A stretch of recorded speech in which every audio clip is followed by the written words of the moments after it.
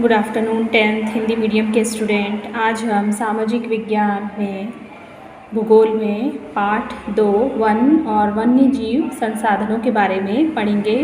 हम अभी तक उसमें पढ़ चुके हैं कि किस प्रकार से वन और वन्य जीव हमारे लिए कितने उपयोगी है, कितने हमारे महत्वपूर्ण कारक है, उनसे हमें बहुत कुछ मिलता है। इसलिए वनों को संरक्षित करना हमारा सर्वप्रथम कर्तव्य है। और यह जहाँ बात वन्य जीवों की है तो वन्य जीव भी ऐसे हैं जो बहुत कुछ विलुप्त होने की कगार पर है। इसमें से हमने बहुत सारी प्रजातियों के बारे में अलग अलग पढ़ा। आज हम पढ़ेंगे बाघ परियोजना। वन्य जीवन संरचना में बाघ यानी टाइगर एक महत्वपूर्ण जंगली जाति है। 1973 में अधिकारियों ने पाया कि देश में 20वीं शताब्दी के आरंभ में बाघों की संख्या अनुमानित संख्या 55,000 से घटकर मात्र 1,827 ही रह गई। बाघों को मारकर उनका व्यापार किया जाता है और व्यापार किस प्रकार होता है? चोरी से होता है।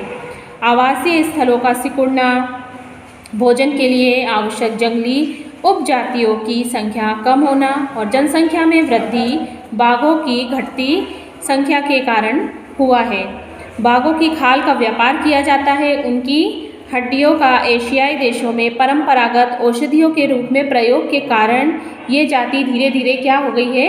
विलुप्त होने की कगार पर पहुंच गई है। क्योंकि भारत और नेपाल दुनिया की 2/3 भागों को आवास उपलब्ध कराते हैं, अतः ये देश ही शिकार और चोरी और गैर कानूनी व्यापार करने वाले मुख्य निशाने पर है। मतलब देखा जाए तो बाघों का सबसे ज़्यादा जो व्यापार है चोरी से कहाँ पर होता है? भारत और नेपाल में। क्योंकि दुनिया के ये 2/3 देशों में शामिल है जहाँ पर बाघों के रहने के लिए आवास उपलब्ध है।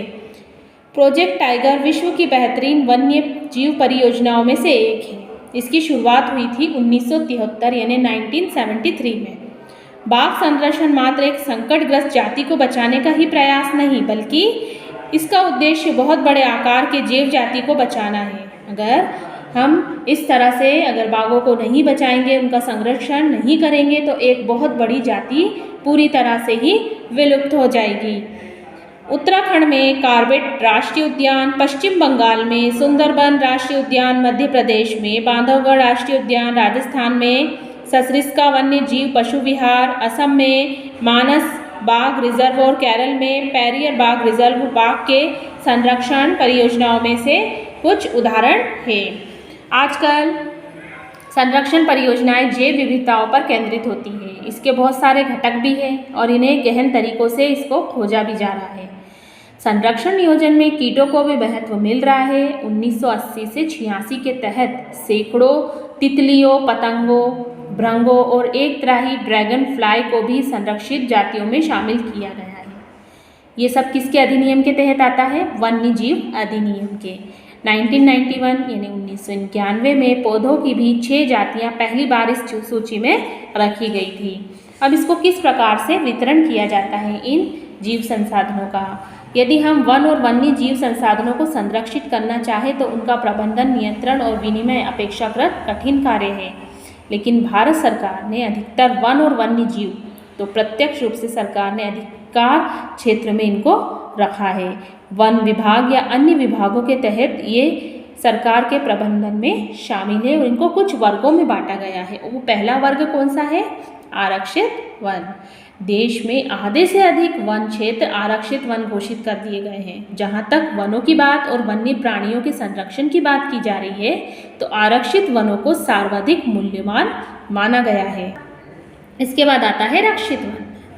वन विभाग के अनुसार देश के कुल वन क्षेत्र का 1/3 हिस्सा रक्षित है, सुरक्षित है और इन वनों को अधिक नष्ट होने से बचाने के लिए इनकी सुरक्षा की जाती रही है और इसमें कई हद तक भारतीय सरकार वन विभाग सफल भी रहा है। अब आता है अवर्गीकृत वन। अन्य सभी प्रकार के वन और बंजर भूमि जो सरकार, व्यक्तियों और समुदाय के स्वामित्व में होते हैं वो किस में आते हैं? अवर्गीकृत वन में। आरक्षित और रक्षित वन ऐसे स्थायी वन क्षेत्र हैं जिनका रखरखाव इमारती लकड़ी, अन्य वन पदार्थों, उनके बचाव के लिए किया जाता है। मध्य प्रदेश में स्थायी वनों के अंतर्गत सर्वाधिक क्षेत्र हैं, जो कि प्रदेश के कुल वन क्षेत्र का भी 75% है। इसके अतिरिक्त जम्मू कश्मीर, आंध्र प्रदेश, उत्तराखंड, केरल, तमिलनाडु, पश्चिम बंगाल, महाराष्ट्र में भी कुल वनों में एक बड़ा अनुपात आरक्षित वनों में शामिल है। जबकि बिहार, हरियाणा, पंजाब, हिमाचल प्रदेश, उड़ीसा और राजस्थान के कुल वनों में रक्षित वनों का एक बड़ा अनुपात देखने को मिलता है। पूर्वोत्तर के सभी राज्यों में गुजरात में अधिकतर वन क्षेत्र अवर्गीकृत वनों में शामिल है और स्थानीय समुदायों के प्रबंधन में भी आते हैं। अब समुदाय और वन संरक्षण। वन संरक्षणों की नीतियाँ हमारे देश में कोई नई बात नहीं रही है। आमतौर पर देखा जाए तो वन हमारे देश में कुछ मानव प्रजातियों के आवास से भी संबंधित है, क्योंकि कुछ जो मानव प्रजातियां हैं वो कहाँ रहना पसंद करती है? वनों में। आज भी वनों के आसपास, ये वनों के क्षेत्रों में रहना पसंद करती है। भारत के कुछ क्षेत्रों में से तो स्थानीय समुदाय सरकारी अधिकारियों के साथ मिलकर अपने आवास स्थलों के संरक्षण में भी जुटे हुए हैं। अब इन्होंने किसकी मदद करना चाहिए? सरकार की मदद। ये क्या करते हैं? समुदाय सरकारी तौर पर अधिकारियों की मदद करते हैं और वहीं अपना आवास बनाकर उसका संरक्षण करते हैं, क्योंकि इसी से ही दीर्घकाल में भी उनकी आवश्यकताओं की पूर्ति हो सकती थी। शुरू से ही वो इन्हीं सामानों पर, इन्हीं से मिलने वाली रोज़गार से ही वो क्या है, उनका संबंध है, इसलिए वो वहीं रहना ज़्यादा पसंद करते हैं। सरिस्का बाघ रिजर्व में राजस्थान के गांवों के लोग वन्य जीव रक्षण अधिनियम के तहत वहाँ से खनन कार्य बंद करवाने के लिए संघर्षरत रहे हैं और कई क्षेत्रों में देखा जाए तो लोग स्वयं वन जीवीय आवासों की रक्षा खुद कर रहे हैं और सरकार की ओर से हस्तक्षेप भी स्वीकार नहीं कर रहे हैं। राजस्थान के अलवर जिले में 5 गांवों के लोगों ने 1200 हेक्टेयर वन भूमि भोरेदेव डाकर्स सेंचुरी घोषित कर दी है। कितने हजार? 1200 हेक्टेयर वन भूमि को। और ये कहाँ पर है? राजस्थान के अलवर ज़िले में। और कितने गांव शामिल है इसमें? 5 गांव शामिल है, जिसके अपने ही नियम और कानून हैं। ये शिकार को वर्जित करते हैं, यहाँ शिकार पर सख्त मनाही है तथा बाहरी लोगों की घुसपैठ से यहाँ के वन्य जीवन को ये सभी लोग मिलकर क्या करते हैं? बचाते हैं, उनका संरक्षण करते हैं। प्रकृति की पूजा सदियों पुराना जनजातीय विश्वास है। जनजातीय लोग प्रकृति की पूजा करते हैं और उससे जो भी चीज़ जुड़ी हुई है उनका वो आदर सम्मान करते हैं, जिसका आधार प्रकृति के हर रूप की रक्षा करना है। और इन्हीं विश्वासों ने उनको विभिन्न वनों को मूल और कौमार्य रूप से बचा कर रखा है। उनका यही विश्वास है कि प्रकृति भी एक तरह से क्या है? पूजनीय है, क्योंकि प्रकृति से ही हमें बहुत कुछ मिलता है, तो हमें इसे सहेज कर संभाल कर रखना चाहिए। यहाँ तक कि वो लोग प्रकृति की पूजा करते हैं, पेड़ पौधों की पूजा करते हैं, जानवरों की पूजा करते हैं, इसलिए वो इसमें विश्वास भी रखते हैं और जिन्हें पवित्र पेड़ों के झुरमुट देवी देवताओं के वन भी कहलाते हैं। वनों के इन भागों में या तो वनों के ऐसे बड़े भागों में स्थानीय लोग ही घुसते हैं, ना ही किसी को छेड़छाड़ करने देते। वे लोग वनों में इस जो हानि पहुंचाते हैं वनों को, इस प्रकार के लोगों को वनों तक जाने ही नहीं देते। कुछ समाज कुछ विशेष पेड़ों की पूजा करते हैं। अब बहुत से ऐसे समाज हैं जो आदिकाल से ही पेड़ों को पूजते आ रहे हैं, उनका संरक्षण करते आ रहे हैं। जैसे यहाँ पर दिया है, छोटा नागपुर क्षेत्र में मुंडा और संथाल जनजातियाँ जैसे महुआ और कदम के पेड़ों का क्या करते हैं? ये इन पेड़ों की पूजा करते हैं। कौन सी 2 जातियाँ हैं? मुंडा और संथाल जातियाँ। ये महुआ एक प्रकार का पेड़ है और कदम भी एक प्रकार का पेड़ है, जिसकी ये लोग क्या शुरुआत से ही, आदिकाल से ही पूजा करते आ रहे हैं। उसी प्रकार बिहार और ओडिशा की जनजातियां शादी के दौरान इमली और आम के पेड़ की पूजा करती हैं। हम में से बहुत से व्यक्ति पीपल और वट वृक्ष यानी बरगद को भी पवित्र मानते हैं, इसकी भी हम क्या करते हैं? पूजा करते हैं।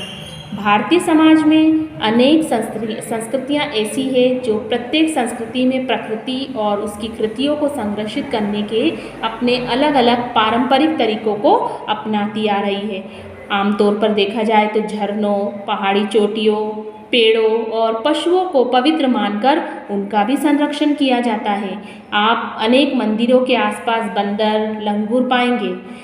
जो भी उपासक उन मंदिरों में दर्शन के लिए जाते हैं वो क्या करते हैं, अब इन बंदर और लंगूरों को क्या करते हैं, कुछ ना कुछ खिलाते हैं, पिलाते हैं और उनको मंदिर के भक्तों में भी गिना जाता है। राजस्थान में जो बिश्नोई गांव के आसपास के काले हिरन, चिंकारा, नीलगाय, मोरों के झुंड आप देख सकते हैं। जब भी कभी राजस्थान में जाते हैं तो जो बिश्नोई गांव है वहाँ पर ये सारे जीव जंतुओं को आसानी से हम देख सकते हैं। जो वहाँ के समुदाय का अभिन्न हिस्सा है, ये इन्हीं समुदाय के हिस्से हैं और कोई इनको नुकसान नहीं पहुँचा सकता। अगर कोई ऐसा करता है तो वो उसके खिलाफ एक्शन लेते हैं, कार्रवाई करते हैं।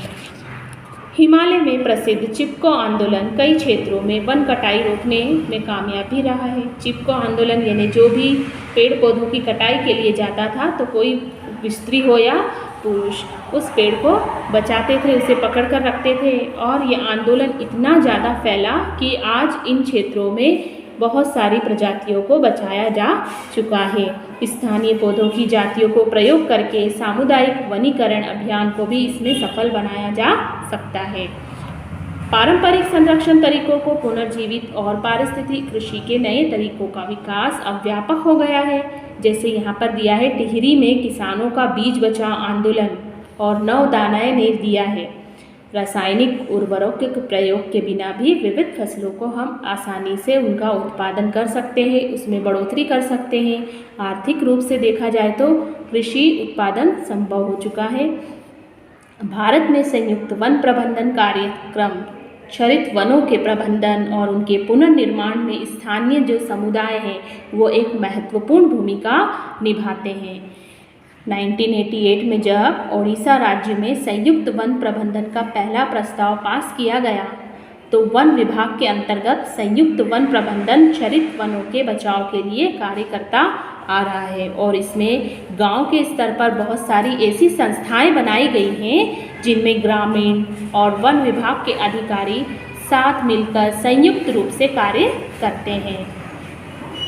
इसके बदले ये समुदाय मध्य स्तरीय लाभ जैसे गैर इमारती वन उत्पादों के हकदारी होते हैं और सफल संरक्षण को प्राप्त कर इमारती लकड़ी लाभ में भी वो भागीदार होते हैं।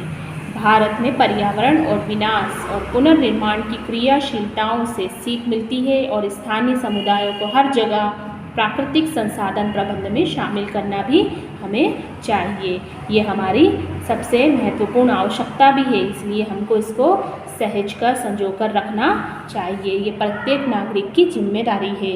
ये विकास क्रियाएं माननीय होना चाहिए जो जनमानस पर ही केंद्रित हो और पर्यावरण हितैषी हो और आर्थिक रूप से प्रतिफल इसका मिलता ही है। तो हमारा भी कर्तव्य है कि हम भी वन और वन्य जीवों का संरक्षण करें और उन्हें नुकसान न पहुंचाएं। आपको यहाँ तक इस पाठ को पढ़ना है।